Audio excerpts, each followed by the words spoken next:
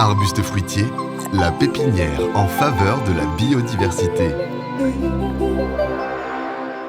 Salut les permapotes. permapotes. Je suis avec Alexandre Guarneri, qui est mon pote et mon collègue à la fois sur certains accompagnements. Peux-tu te présenter, s'il te plaît?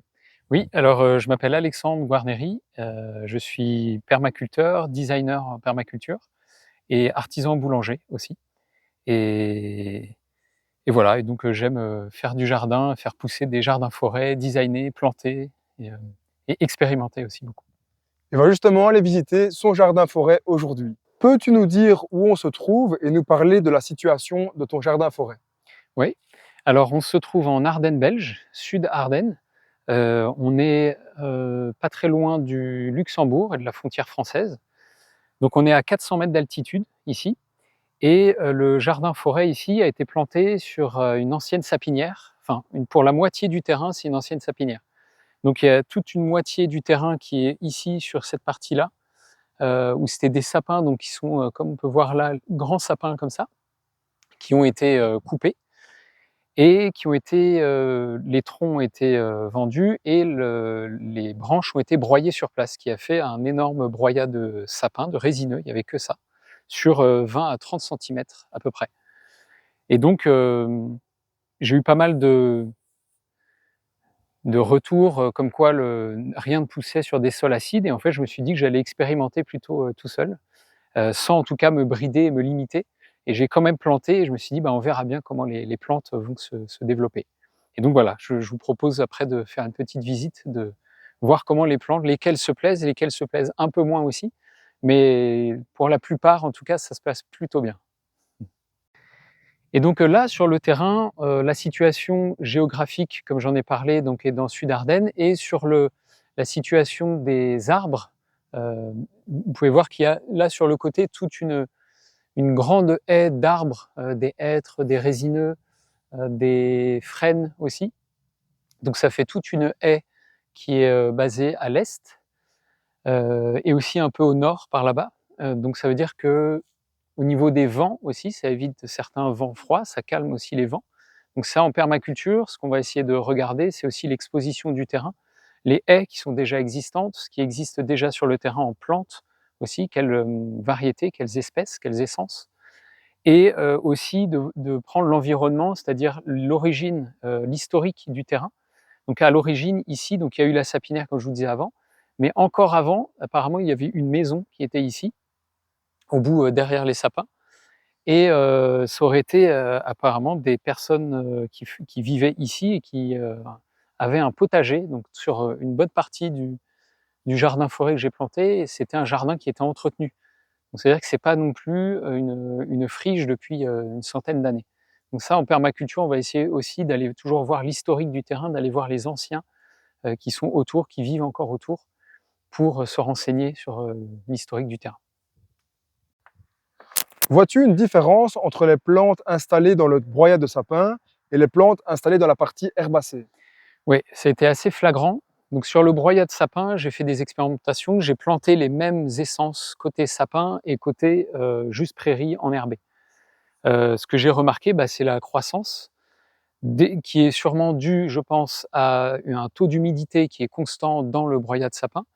Quand dans les herbacées et la terre qui est pas nue, mais qui est quand même en concurrence, on voit clairement une différence. Donc par exemple, ce pêcher, qui a que j'ai planté il y a donc le jardin forêt, je l'ai planté il y a 1 an et demi, et donc ce pêcher que j'ai issu de semis, que j'ai semé moi-même, pardon, en 2018-2019, et le même semis que j'ai planté ici. Donc on voit que c'est à seulement à peu près 4 à 5 mètres de différence, et on voit c'est celui-là. Et lui, il est complètement dans le broyat de sapin, mais donc dans un broyat constant aussi, broyat dit mycorhize, donc milieu champignon très très développé. Il y a beaucoup de mycorhizes et de champignons qui poussent un peu partout, surtout sur le broyat. Donc c'est assez impressionnant, et taux d'humidité constant, même en pleine sécheresse, il y a 20 à 30 centimètres de broyat. Donc en fait, l'arbre pousse constamment, il a pas de période où il va s'arrêter de pousser. Donc là, vous pouvez voir un pêcher issu de semis qui a environ, il doit avoir 4 ans maintenant, que j'ai issu de semis en pot en France et que j'ai planté ici. Et donc vous voyez la différence entre ce pêcher-là et le pêcher qui est là-bas. On est quasiment à double, voire triple de taille. Il fait énormément de bois, donc pour l'instant il ne propose pas de fruits, mais il fait du bois, des feuilles, et vraiment il a besoin de aucun arrosage depuis la plantation. Donc tu aimes bien partir de semis? Oui, j'aime bien partir de semis. Je pars pas uniquement de semis, puisque forcément il y a des variétés que je n'ai pas, mais j'aime beaucoup partir des semis, surtout sur les noyaux, pêche, prunes, abricots, oui, le mirabelle aussi. Voilà, donc tout ce qui est noyau, gros noyau, j'essaie de partir de semis pour les adapter, qui gardent la mémoire génétique de là où ils ont poussé. Donc je récupère des noyaux plutôt locaux et biologiques pour ressemer et que l'arbre commence à pousser avec une mémoire génétique de là où l'arbre mère était. Et donc il se transfère avec la mémoire du climat, des sécheresses, des pluies, des hivers rigoureux ou pas, et tout ça, il le transmet à son noyau. Alors là, en parlant d'issus de semis, ça ce sont 2 amandiers, un ici et un ici, que j'ai plantés, donc ils ont maintenant 4 ans, 5 ans. C'est des semis que j'ai récupérés sur une marche, donc sur une randonnée de plusieurs semaines, et j'ai croisé des amandiers dans les Alpes. Et je me suis dit que je pouvais peut-être récupérer les noyaux vu que c'était quand même un climat froid. Et donc j'ai marché avec ces noyaux-là, je les ai semés et je les ai plantés ici. Et donc comme vous pouvez voir, issus de semis, ils ont pas fait de fruits, de fleurs encore, ni de fruits. Mais ils ont subi une petite, on va dire, petit coup de gel quand même. Mais en fait, à chaque fois, ils repartent bien et le tronc principal continue de pousser.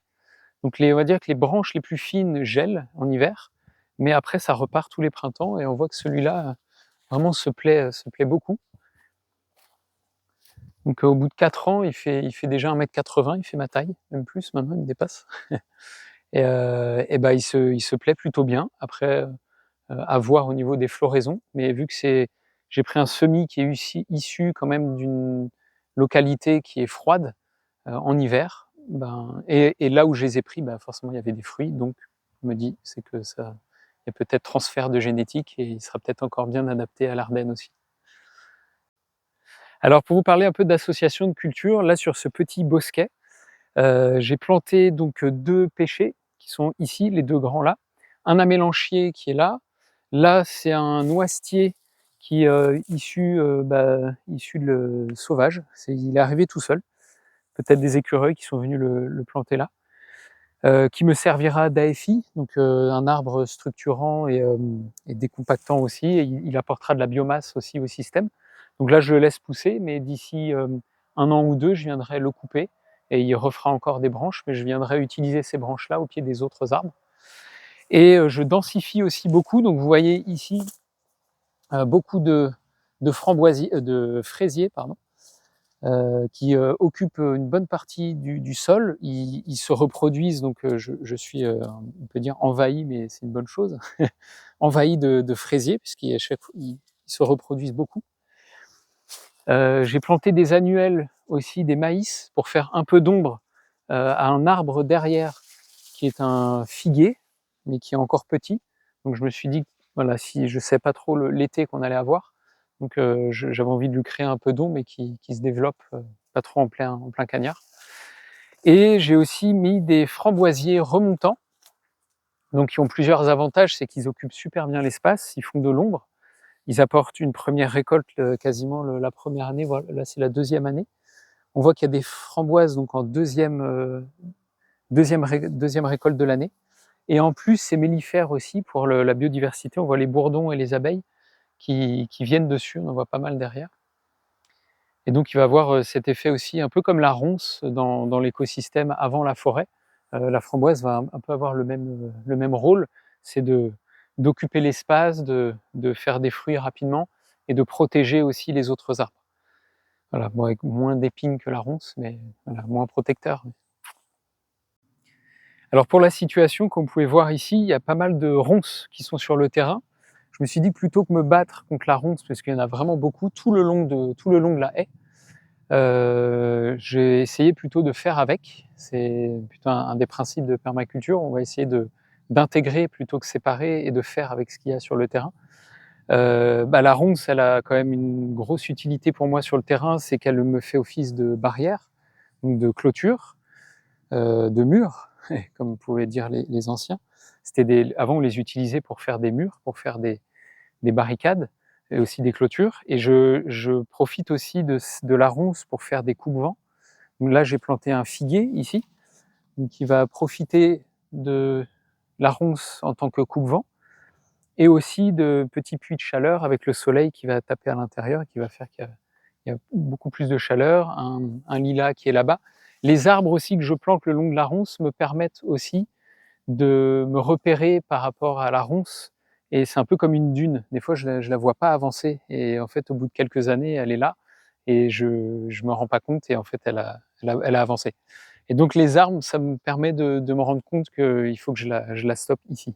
Et donc en permaculture, on appellera cette zone plutôt une zone 5, c'est-à-dire une zone sauvage. En fait, je ne vais jamais à l'intérieur des ronces, et c'est une zone d'abri, de biodiversité, de protection pour les oiseaux, la faune, et beaucoup de pollinisateurs qui viennent aussi ici se reproduire, aussi les papillons, les abeilles qui viennent dans la ronce, c'est très mellifère. Voilà, c'est un peu la petite zone que je réserve aussi à la nature sauvage. Donc sur ce terrain, j'ai séparé le terrain en deux. Donc il y a une partie jardin-forêt et toute une partie potagère. Et donc j'ai fait une partie potagère plutôt sur le broyat résineux. Donc, comme vous pouvez voir ici, là par exemple, c'est un pied de courgette qui pousse uniquement dans le broyat résineux, et où on peut voir des champignons qui poussent au milieu des pieds de courgette. Et il y a vraiment un milieu mycorhizien qui est assez incroyable. Et je peux vous montrer les mycorhizes. Vous voyez, quand je soulève un peu le broyat résineux, en fait, on voit du blanc, on voit vous voyez, il y a du blanc un peu partout ici. Ça, tout ça, c'est les champignons, ces systèmes mycorhiziens, et c'est uniquement du broyat de bois sur plusieurs dizaines de centimètres. Mais en fait, ça se transforme en terreau. Donc le broyat résineux n'est pas forcément mauvais pour les cultures, c'est juste que dans les forêts de résineux, il n'y a pas de soleil qui passe. Mais à partir du moment où il y a du soleil, de l'eau, les plantes, il y a certaines plantes qui peuvent très bien pousser dans le broyat résineux. Et vous voyez ici, par exemple, on a un exemple juste à côté de pommes de terre qui poussent dans le broyat résineux. Je les bute pas, je n'ai aucun apport. Là, je les laisse vraiment pousser comme elles ont envie. Vous voyez, le pied est là. En fait, le pied, voilà. Voilà, encore une autre. Et en fait, j'avais laissé certaines plantes de l'année dernière qui ont passé l'hiver dans le broyat et qui sont reparties. Et vous voyez là, quand je prends un peu de bois, on voit le blanc qui est comme ça, c'est vraiment le système mycorhizien. Donc c'est tous les champignons du sol. On voit que c'est vraiment devenu un terreau au bout de 1 an et demi. En fait, sur le terrain ici, ça fait 1 an et demi que le jardin forêt et le potager ont été plantés. Et donc c'est encore tout récent. Il y a 1 an et demi, il n'y avait rien ici, tout a été broyé sur le terrain. Donc, vous pourrez voir sur la photo. Donc là, je vais vous montrer un pied de kiwai, donc qui pousse très bien à l'ombre dans ses premières années. Il est ici, donc on voit qu'il fait déjà.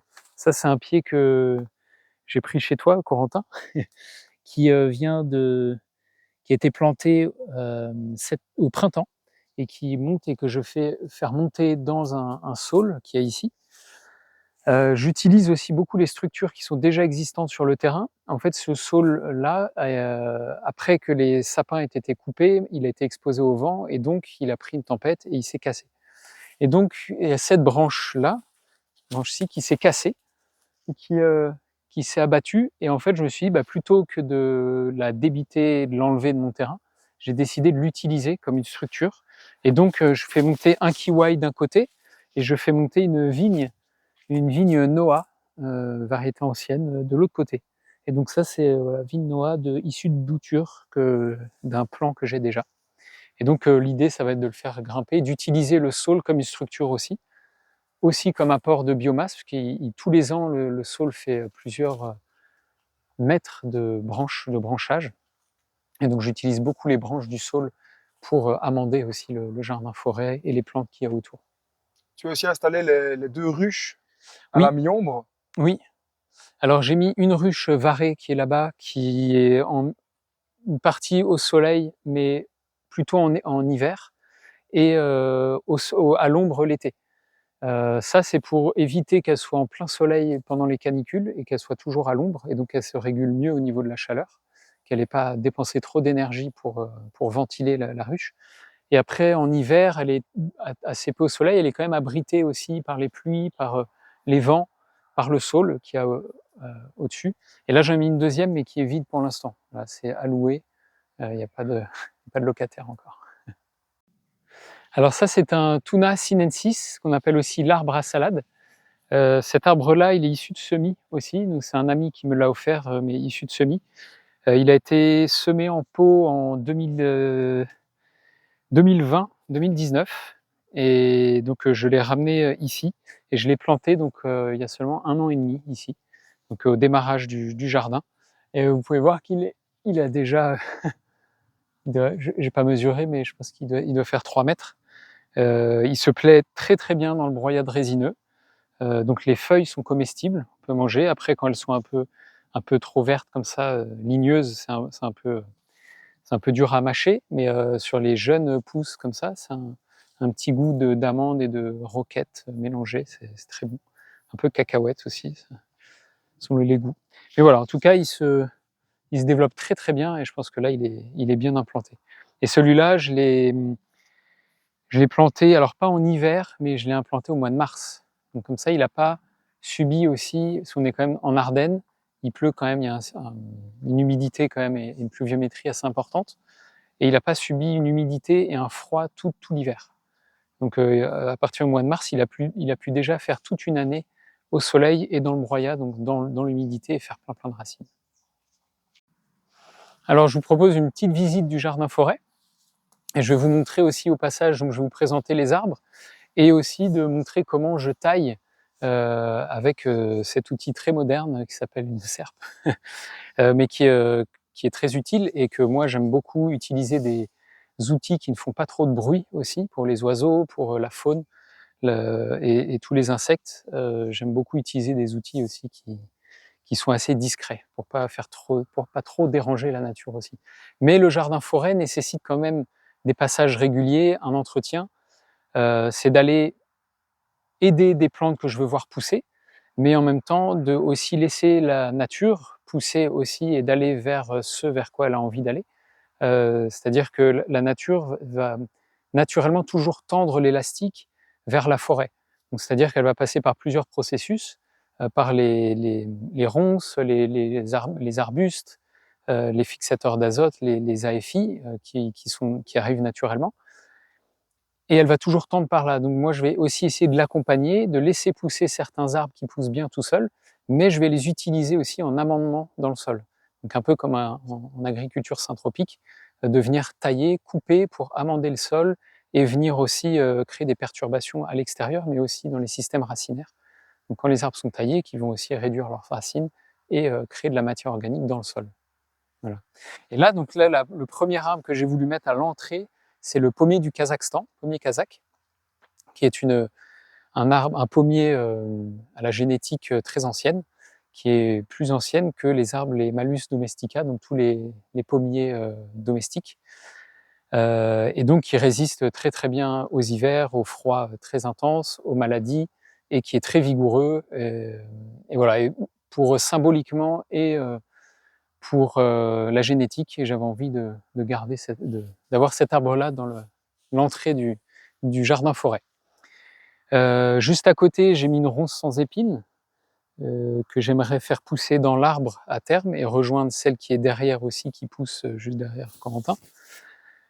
Ici à côté, j'ai quand même planté ici, c'est un saule tortueux, que j'avais récupéré, que j'ai mis ici, mais que j'utiliserai. Là, lui, c'est moi qui l'ai semé, enfin qui l'ai planté plutôt. Mais je l'utiliserai en taille régulière pour venir amender le sol. Là, il faut savoir qu'il y a de l'herbe un peu partout, mais à l'automne dernier, j'avais quand même tout recouvert de feuilles mortes et de cartons, mais qui ont disparu. Merci les vers de terre. Là, je peux vous montrer comment, sur ce pied-là, quand j'ai planté un pied de groseille, ici, je mets un carton au pied pour éviter la concurrence avec les herbacées. Je paille avec soit un carton, du carton soit rigide, soit souple, et je recouvre ensuite encore par-dessus d'herbe. Là, c'est de la tonte d'herbe. En hiver, ça peut être des feuilles mortes, ça peut être ça permet en fait à l'arbre sur sur un petit mètre carré d'être seul dans le sol. Les herbes en dessous vont mourir, leurs racines vont mourir, ça va apporter de la matière organique et de la nourriture au sol. Et en même temps, ce petit groseille va pouvoir pousser sans trop de concurrence. Là à côté, c'est un pêcher, aussi encore. Vous remarquez qu'il y a une petite préférence pour les pêches. Là encore une ronce à côté, une mûre sans épines, qui a fait d'ailleurs des beaux fruits pour la première année, que je l'ai mis en terre. Et en fait, j'aimerais la faire, je la laisse pousser pour l'instant, pour la faire comme une sorte d'arche qui va venir rejoindre une autre ronce sans épines de l'autre côté. Et donc voilà, donc c'est pour ça que ça demande quand même aussi, là vous pouvez voir par exemple ici, un pêcher que là j'ai laissé un petit peu cet été un peu tout seul, où souvent je taille un peu comme ça autour et j'enlève les herbacées. J'utilise ce que je retire comme paillage et ensuite je viens mettre du carton et par-dessus de la tonte de pelouse ou du broyat de bois aussi. Voilà, donc souvent je vais essayer de leur laisser, vous voyez que là il y en a un qui peut vite se faire envahir, c'est des boutures de cassis, de groseille. Vu que j'en ai déjà sur le terrain, j'essaye de reproduire au maximum ce que j'ai déjà. Déjà ça limite les coûts, mais ça reproduit aussi des plantes qui sont déjà habituées sur mon terrain, même si ce sont des clones. Ça permet quand même de multiplier le nombre de plantes sans avoir à débourser trop d'argent aussi. Là, pour continuer la visite, ici c'est un prunier avec un pied de vigne à côté qui est encore très jeune, mais l'idée ça va être qu'il cède du prunier qui est à côté, qui est déjà un peu grand, et qui va le prendre comme support. J'essaye aussi de beaucoup reproduire les fraises, qui se reproduisent énormément, et donc j'essaie d'en semer un peu partout. C'est vrai que les pêchers se reproduisent très très bien, donc j'hésite pas à en mettre un peu partout, même si on est en Ardennes belge. Ça c'est un cerisier. Cerisier avec variété Stella, qui vient de chez Corentin aussi. Ça c'est l'arbre Baia Marissa, un pommier rouge, qui a une très belle vigueur, qui fait des pommes rouges à l'extérieur et à l'intérieur, qui se plaît très bien sous nos climats. Donc pareil, j'installe les plus gros arbres en premier, et ensuite je viens avec le temps, parce que ça nécessite quand même, là le jardin forêt est environ sur 1000-1500 mètres carrés, ça nécessite quand même pas mal de travail, donc j'essaye de faire par parcelle, d'avancer régulièrement, faire petit à petit, d'occuper un peu tout le terrain, mais ça demanderait énormément de plants d'un coup, c'est un budget aussi, et moi je les reproduis, je les fais au fur et à mesure, et je laisse aussi spontanément venir des plantes. Là j'ai planté une aronie qui va faire un arbuste de 2-3 mètres de haut, mais qui va pas concurrencer le pommier, qui fait des petites baies noires, très, très riches, très nutritives. Là, alors comme je vous disais aussi au départ, il y a eu, avant ici, c'était des personnes qui avaient un potager, et en arrivant sur le terrain, j'ai remarqué qu'il y avait énormément de framboisiers sauvages, enfin qui sont ensauvagés en tout cas, qui ont dû se reproduire d'année en année, et j'ai des framboisiers un peu partout qui sont là, donc j'ai un peu laissé la première année tout pousser pour me rendre compte en fait de ce qu'il y avait sur le terrain, et plutôt que de tout planter et j'ai décidé, comme on dit en permaculture, c'est souvent d'observer une première année. J'avoue que moi j'ai eu un peu une urgence de planter, vu une urgence écologique pour moi aussi, mais j'avais envie de planter, mais j'ai aussi beaucoup observé tous les herbacées qui poussaient, les pluies, les vents, ce qui a tenu, ce qui n'a pas tenu. Là, j'ai vu qu'il y a un Feijoa qui je pensais qu'il était mort, mais en fait, avec le gel, en fait, il est reparti au mois de mai-juin. Donc j'ai une petite pousse de 10 centimètres de Feijoa, mais il faudra que je le protège, je crois, pour qu'il passe les hivers ardennais. J'ai aussi fait un test de cognacier, donc cognacier de Provence, qui est là, qui se plaît très bien aussi dans le broyade résineux. Il a fait un très beau tronc déjà, ça fait seulement 1 an et demi qu'il est en terre. Il a à peu près 2 ans et demi, 3 ans. Donc vous pouvez voir en dessous, il a quand même un très beau tronc déjà, il est déjà bien enraciné, il ne bouge plus. Cognacier, il y avait un coin cette année, mais il n'a pas tenu, mais c'est normal, hein, c'est les premières années. Et vous pouvez voir autour du cognacier, j'essaye aussi de planter des associations et de faire des guildes. Autour de pas mal de plantes issues du bord de la Méditerranée, j'essaye d'amener des plantes qui vont assainir l'air autour d'eux, comme des aromatiques, des menthes, romarin, sauge, thym. Bon, le thym a du mal à tenir ici, mais la sarriette, par exemple. Et là, il y a une menthe que vous pouvez voir qui est tout ici, là, qui fait plusieurs mètres carrés, qui est tout autour du cognacier, et en fait, qui va naturellement venir assainir l'air et qui va éviter certaines maladies liées sur les feuilles, certains champignons. Et en fait, ça va avoir un petit effet antibactérien, antifongique, naturel. Et donc, je remarque bien que le cognacier se plaît très bien ici, au milieu de la menthe. Mais c'est des petites associations comme avec le figuier ou les pêchers. Les pêchers adorent avoir des aromatiques à leurs pieds. Et aussi de la famille des Aliacées, c'est ce qu'on retrouve dans leur milieu naturel. Les oignons, l'ail, la ciboulette. Voilà. Alors là, c'est un petit exemple de résilience de la nature. Vous pouvez voir un pommier que j'ai planté ce printemps, qui avait déjà un petit mètre de hauteur, 80 cm. Je pense qu'il avait pris un coup de gel de fin de printemps. Et en plus, il s'était fait manger le tronc par des chevreuils, donc l'aubier a été mangé. Par résilience, c'est beau parce qu'il est reparti de la base, il a refait une tige qui s'est refait manger par un chevreuil. Donc là, il va falloir que je me suis dit, en fait, je ne pouvais pas mettre du grillage autour de tous les arbres parce que ça m'en fait beaucoup trop. Et donc j'essaye de faire un peu avec ce que j'ai. Là, vous voyez ici, là on voit vraiment les feuilles, c'était complètement mangé. Vous voyez, il a picoré chaque feuille. Et donc j'essaye, en taillant les ronces, de venir les mettre autour des arbres qui ont besoin de protection. J'utilise la ronce un peu naturellement. Ça serait en fait son rôle naturel, ça serait ça, c'est qu'il y aurait de la ronce un peu tout autour et que l'arbre pousserait au milieu. Et ça le protégerait notamment des chevreuils et des herbivores en général. Donc là, on peut voir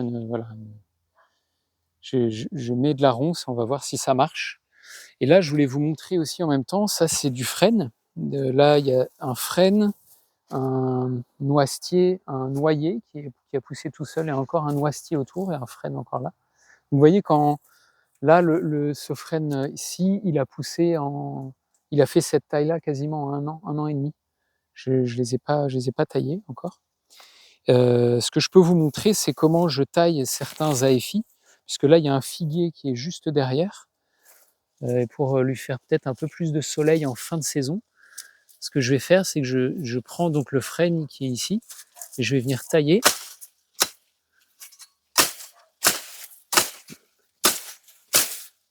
Voilà.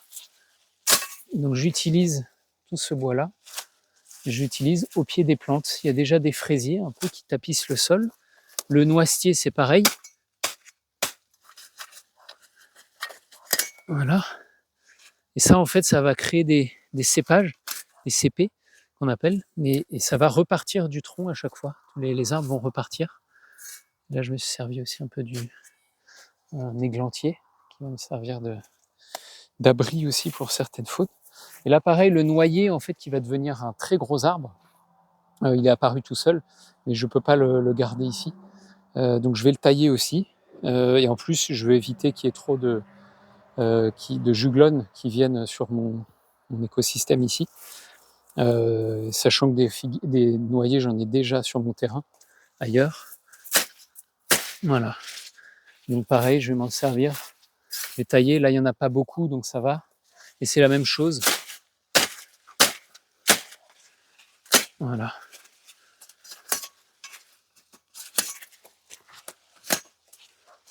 Là, vous voyez ici derrière, ça c'est un cassissier, je crois.